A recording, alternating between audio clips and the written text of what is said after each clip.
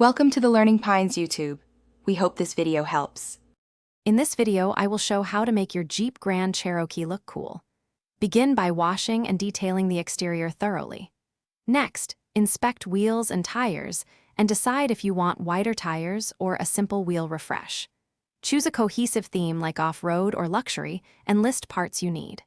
Prioritize safety, alignment, and legal requirements while keeping the look balanced and practical for daily driving. Start by selecting wheels and tires that suit your chosen aesthetic and driving needs. Test fit samples or use online specs to confirm clearance and backspacing.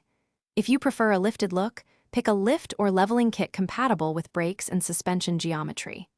Always check tire sizing to keep speedometer accuracy and avoid rubbing. Finish with proper torque, alignment, and a professional inspection to ensure safety and long-term reliability. Focus on exterior upgrades that transform the profile without overdoing it.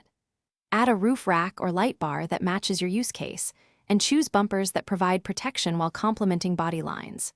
Small details like replacing or wrapping trim, painting badges, and updating emblems make a big visual difference.